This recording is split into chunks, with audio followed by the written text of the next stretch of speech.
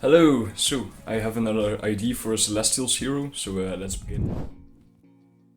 Okay, so first of all, I want to remind you that the reason I make so many characters for Celestials besides the main cast is because if you forgot, I had that ID for a Celestials video game, Celestials Eden of Elements, where basically a bunch of the background characters as well, and everyone becomes a bunch of playable characters in the game with their own abilities, and it looks kind of similar like Marvel Rivals. So yeah, I just wanted to remind you of that. Okay, so this is obviously supposed to be a light character, and this right here is Lucas van de Hemelen. So you kind of pronounce his name in Dutch, as you can tell. And so I feel like the light element is very obvious here, so I want to first talk about some of his attacks. So you can tell he's supposed to be kind of like this angelic guy, and I feel like he would be. Oh yeah, also he's the leader of the hero force, by the way. I feel like he would be a swordsman with healing properties, and he would also sort of be able to use light magic for good stuff. So first of all, he would just have your usual sword stuff. So he has a sword, he has a shield, and you can also tell he has like angel wings. And a bunch of other cool stuff. And so I feel like he would combine his control over light magic together with his weapons to do some pretty interesting stuff. He would probably just be able to shoot light beams. He would be able to heal his teammates with all the little light particles that he can expel from his wings. He could probably also be very effective against satanic powers and satanic characters, because maybe his sword would be able to like glow in like the golden light, in like that golden light effect, and then maybe he could like slice right through like anything satanic or something. I feel like he would be able to fly. He would be able to do a lot of cool moves with his sword. And another interesting idea I had is, what if he was able to heal his teammates by also giving like this glow effect, getting like this glow effect on his sword, and then slicing his teammates with it. But like you see, kind of like when someone gets sliced in half, and you would see like the line where they get sliced. Instead of it hurting his teammates, you would see like a line of light slice through them, and it would actually heal them. So I think that's pretty cool as an idea. And then another thing he would be able to do is he would be able to summon all kinds of animals and creatures to help him in battle, maybe also with some kind of light effect. So this is basically kind of like a light magician that heals his teammates and uses his sword and like shoots beams of light, and he would be very effective against satanic characters, like I said. And you can also maybe say some ideas in the comments as well for what he could do, because he's a little bit vague when it comes to text, just like Noah Cryalis. But like I said, with Noah Cryalis in battle, it would be a lot more specific, the things he would do. But you can imagine he could do a lot of cool, really overpowered attacks, because he's supposed to be one of the strongest characters in Celestials. Oh yeah, real quick, go to the link in the description to support me on Patreon. Thanks, man. So, now for a bit of his backstory. He kind of has something similar going for him to Noah Cryalis, but this guy's a really special case scenario, because like I said, this is actually the founder and like the leader of the hero force. So this is like the guy that started it all. It's not just some guy, it's the guy, like the guy, or however you want to pronounce it. You get the point. This is the guy that started it all. So before the hero force was like an official foundation or like organization in the world in Celestials. Heroes were already kind of a thing because people already had superpowers, but usually if something was like officially registered for like a hero, it would be on a very small scale, or just not like legally registered at all that they're like a hero and should get paid for it. Usually would have like small hero groups that kind of did their own thing. But then came Lucas, and he basically made everything like international and encouraged everyone to become a hero and like save the world and the other planets as well from bad people and criminals. And as you can tell, he kind of looks like a very angelic man, but he's not actually an angel. He just looks very angelic for a human. And that's because, similar to Noah Cryalis, he comes from a very, how do you say it, a wealthy line of family members that sort of, how do you say it, in Celestials you have like people that get chosen by God to do certain things, just like in real life you would have people that feel like they're chosen to do something, and basically this Lucas guy was chosen to become the leader of the Hero Force, or at least that was his calling, and so he comes from a family with sort of like angelic powers, which is like the strongest form of magic in Celestials is light magic, because it comes straight from the power of God pretty much. And you can see this guy clearly has it, if that wasn't obvious yet. And so he comes from a family that has these powers. And what was I gonna say again? So he basically uses his wealth that he also kind of got from the family. I'm not sure what job he would have done before this to get his wealth, but probably something really good. But he uses his wealth basically to found the Hero Force, and it started out pretty small until it started basically going global across all the countries, and then even to the other planets. As you remember, there were other planets as well, which were inhabited by more like alien creatures with elemental powers rather than humans most of the times. And wait, I'm thinking, what else was there? So yeah, he starts the Hero Force, he basically recruits a bunch of people, this goes on for a few years, and after some experience, the Hero Force takes off internationally and becomes like the global big thing. And he also assigned some leaders for all of the elements, and everyone kind of has their own position. But if you remember, the main cast of Celestials are the biggest leaders of their respective elements. But I feel like maybe there would be some more minor, how do you say it? You have like the upper leaders, maybe you would have some smaller leaders, and then you have like people that would just lead the group projects if no one else was there of the usual leaders to do it. So don't get too confused now.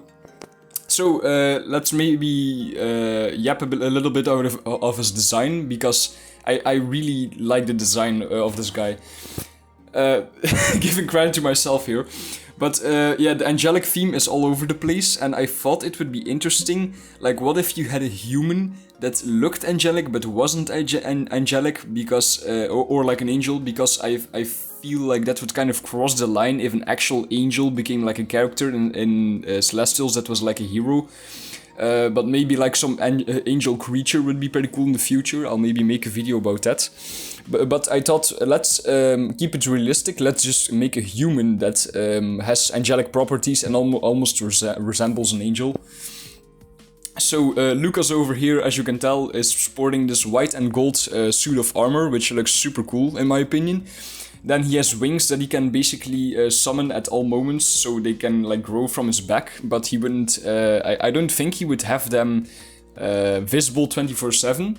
And fun fact, he would also be able to use his wings as a shield. So he would be able to wrap his wings around himself if he would need a shield. But I'm not actually sure. Maybe he wouldn't need an actual metal shield then, because if you look at his drawing, he's holding a shield.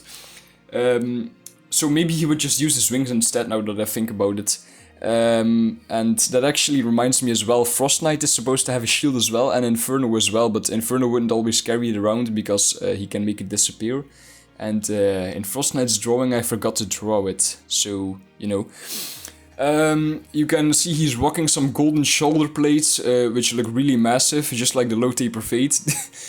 He has a big like cross that spans across his chest.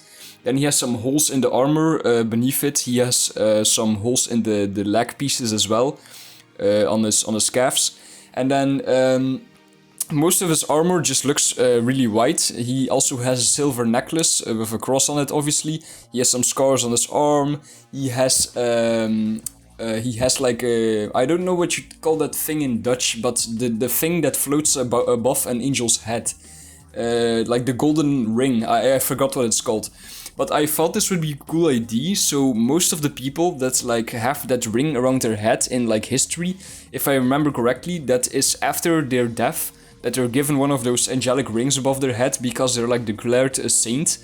But I'm not sure if this is also possible when you're alive, so in case it's not, I thought like, wouldn't it be cool if he was like one of the only and first people that got declared like a saint even when he's on Earth, like still alive. So this guy would probably be the only one with one of those angelic rings around his head, which I think is a pretty cool idea. And if you look closely, It's actually dripping a little bit because I just thought that would be a cool accent on the ring, and it also kind of resembles how he's not like fully like how do you say it, ascended to heaven yet, because like I said, he looks angelic but he's still a human. And I'm actually not sure when I'm recording this, if you can see it on screen, of course, because I'm using a time lapse. But you can see he also has these little particles that float out of his wings that could heal teammates. He has a pretty cool looking sword that looks pretty unique. It's like a golden arrow looking thingy almost. And then for the most part, I think that's about it for his design. He also has some cool scars on his face, specifically on his eye and on his lips. I thought that would be cool to have it look like a bear claw, because maybe his eye got like clawed by like a demon or something. And now that I look at it, he also has these things on his shoulders that you can see on screen, but if you look closely, you'll see brown bandages around his forearm area. That's because on his not shoulders, his elbows. On his elbows, he has like these golden little pointy things attached to it, but they're not actually attached to the forearm piece of armor. So it'd be like wrapped around his arm. Pretty cool. He's also rocking a shield. You can't see the front of it, but it would have kind of like a golden triangle or something filling it up on the front. And I think that's everything for his design. Yeah, I'm not sure what else I would say about this character, but I think he looks absolutely sick. Yeah, that's it for the most part. Really cool looking big angelic dude with magic sword that heals teammates and slays beasts, demonic beasts.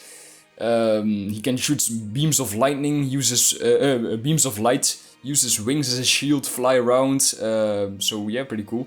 Oh wait, actually I remember something. Maybe another attack he could have is to like summon one of those musical instruments that they use in heaven, like those harps. Yeah, maybe he could like summon a harp made out of golden light, and he could like shoot arrows with it from the sky. So I think he could also maybe like manifest golden things, like light-colored things out of thin air to use as weapon. Maybe that would be pretty cool. Yeah. That's it for the most part. Oh yeah, I forgot to mention, you're probably wondering if this guy can kill demonic beings very easily with his light attacks, then isn't he a little overpowered, especially against characters like Moloch and Feratu in Celestials, because they're both like demonic beings.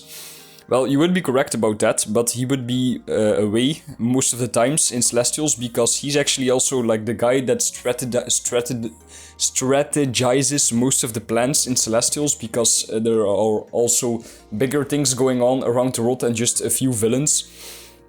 So in most scenarios, this guy actually wouldn't be in the battle against some of the demonic beings unless they're like really important. And I feel like against Feratu he would try to be there, but then at the end, if you remember, they get stuck in an arena that no one else can go through. Inferno and Feratu, I feel like he would be there then, but then he wouldn't be able to get into the arena to just kill Feratu. So yeah, this guy's a bit overpowered, but he wouldn't be there in the battle most of the times for the unless for like the important characters, because otherwise it would be too much, and they would get killed too easily probably. Except for that wizard, that evil wizard that came right before Feratu came to be. Yeah, he dies because of Lucas. So I hoped you enjoyed the video as much as I did, and see you in the next one. Bye!